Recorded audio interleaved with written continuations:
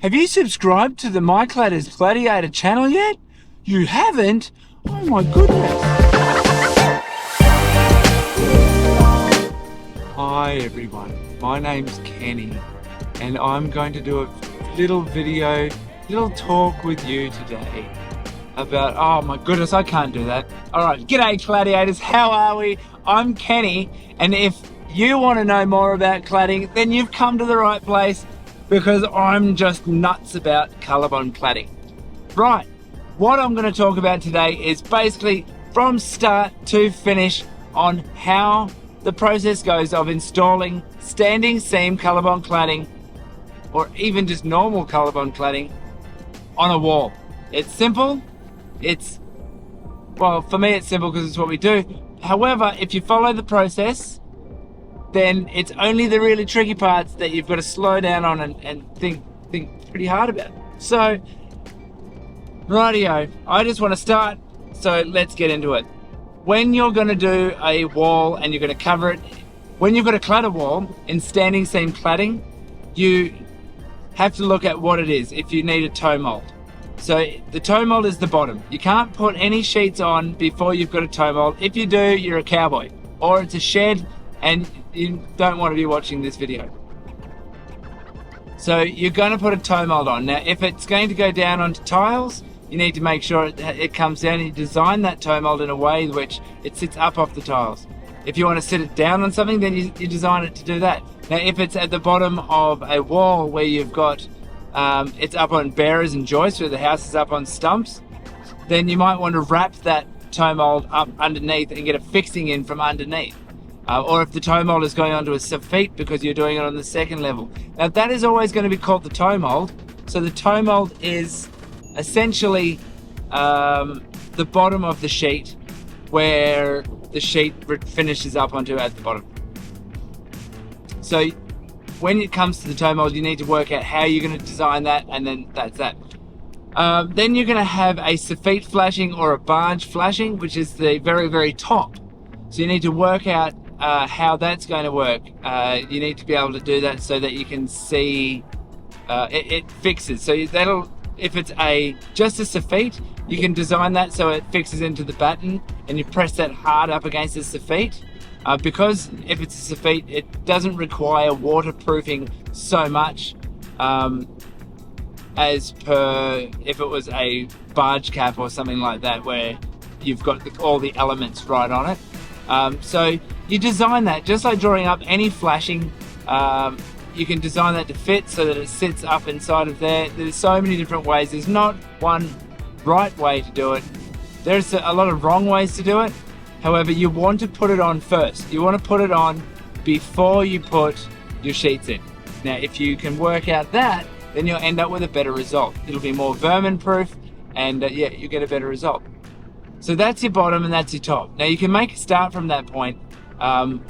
What you want to be doing though is having your battens on the wall. Now, I've designed more recently a toe mould which incorporates the design for a batten in that, so that the sarking can run down onto the back of that, rather than having to pull the sarking out and go over the top of the batten, because that there, it sort of makes things a bit messier. So if you were to add another, say, a little kick at the bottom, an extra couple of folds on the bottom toe flashing, which it has a 40mm kickback if you're using 40mm battens, or a 20mm kickback if you're using 20mm battens, then that way you can pull the sarking out over the top of that. Then run your battens and if it's standing seam, you run your battens every 600mm up the wall, making sure it's not any more than 600mm. Now, while you're installing your battens, you want to make sure that they're not going to interfere with your window flashings, and they'll actually be installed to accept your window flashings on the bottom and the top, so the heel and the head of the window flashing.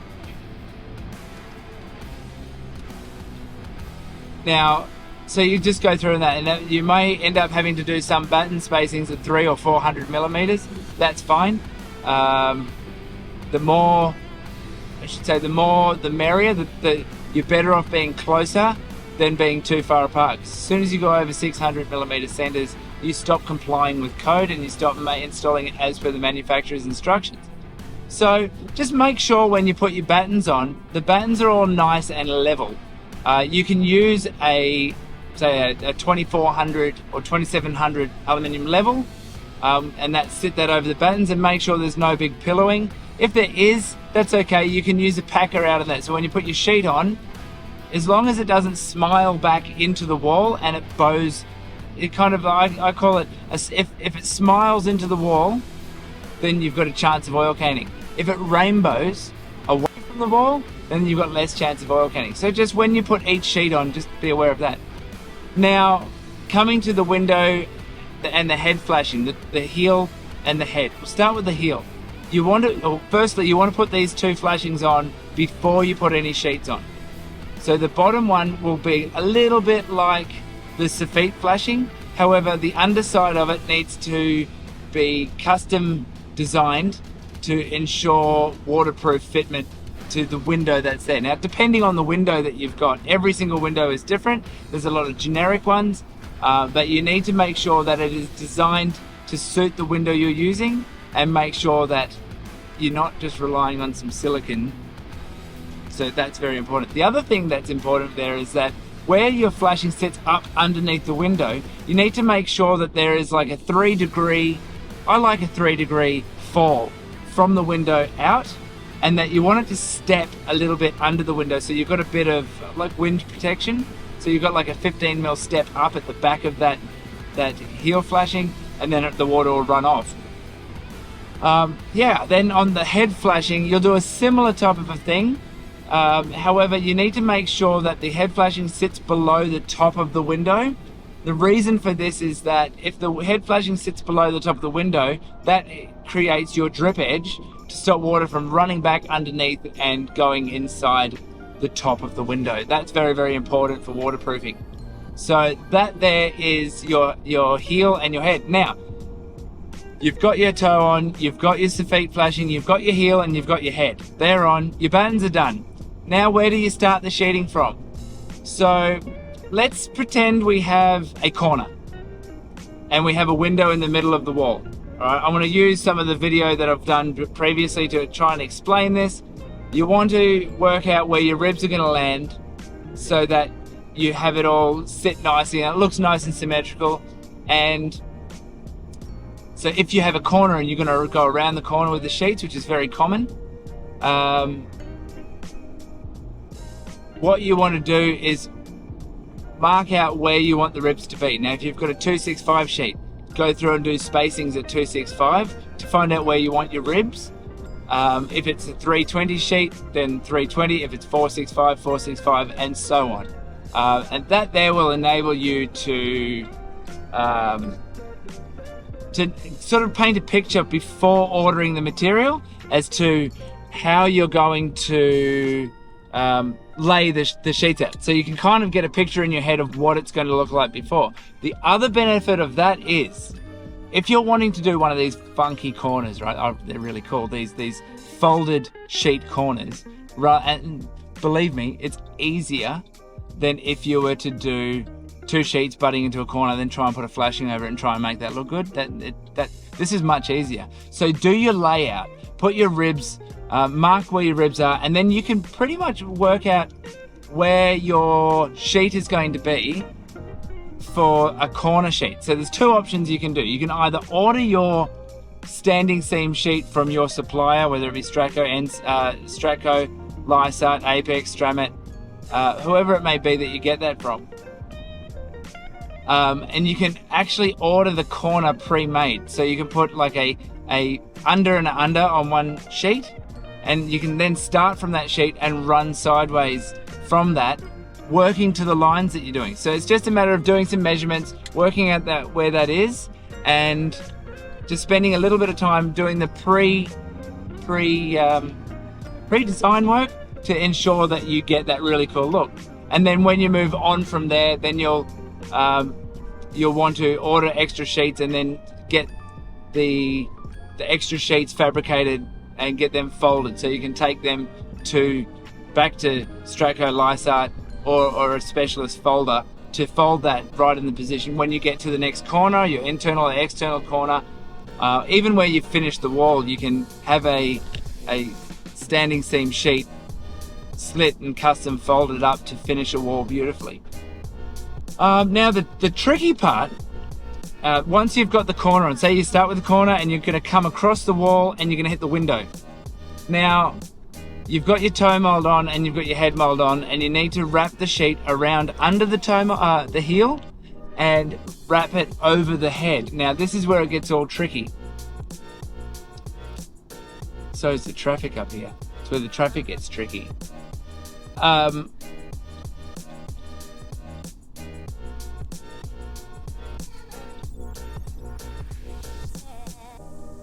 What you want to do, however, to measure this out, what you want to do is, because you're going to be leading with the over coming into the window, you're going to measure from the under across to 5 mils shy of the window. And that will be your across measurement for the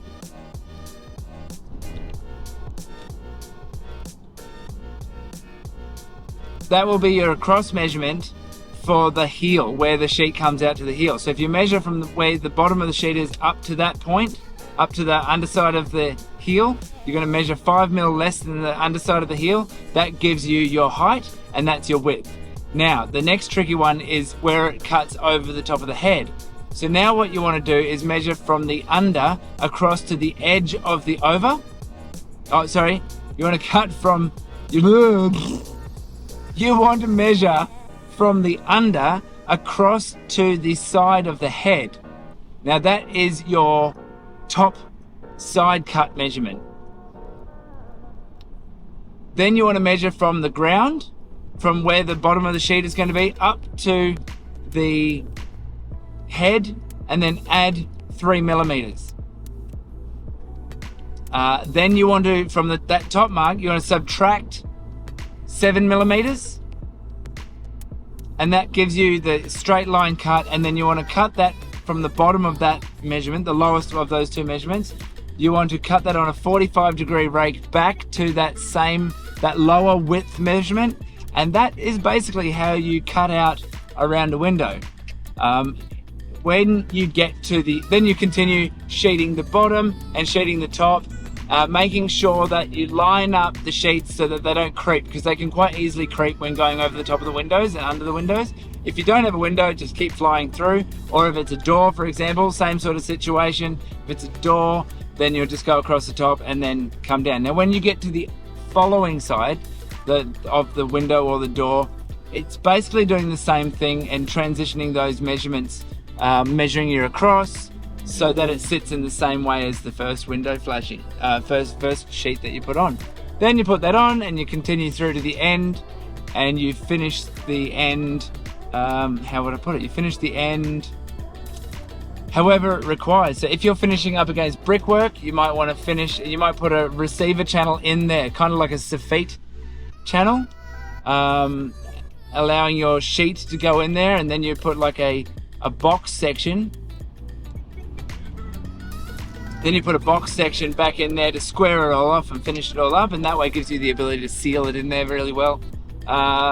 If you're coming up to, for example, there's going to be some weatherboard where you're butting up to some weatherboard, you may put a custom transition flashing where it receives the sheets on the wall. You may even make a fake sheet that sits over the top and comes over and then gives a receiver for the weatherboard that goes on there, or the FC that might go on there. So there's multiple different ways of doing that, and if you've got a good fabricator that can fold that up for you, then that's how you do that. On top of all of that, am I missing anything? I'm not sure that I'm missing anything. Sealant. Now, what I haven't told you is how to do the window flashings. Now,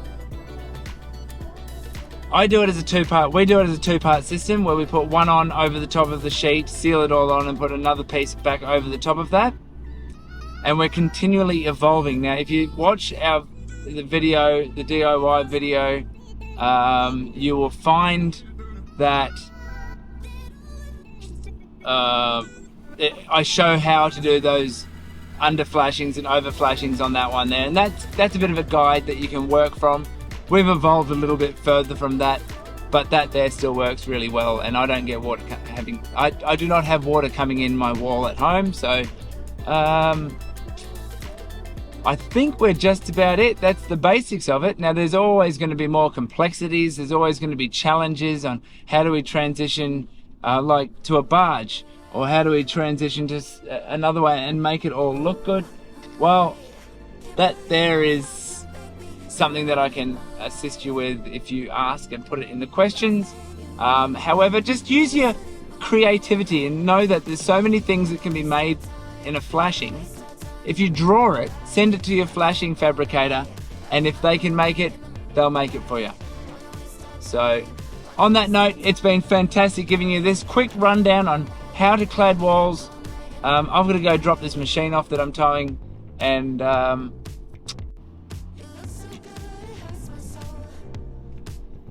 hey there, Gladiators. Thank you for subscribing if you already have, and if you haven't, you're one of the 87% of the people that watch these videos that haven't subscribed. So what do we need to do? What do we need? I reckon if you subscribe now, I'm going to continue working on bringing better content that'll help you guys clad your house, stop your leaks, and do all the things you need to do. So if you hit that notification bell and you subscribe, just push that subscribe button. Just push it. Just click it. Then maybe we can, see each other more often.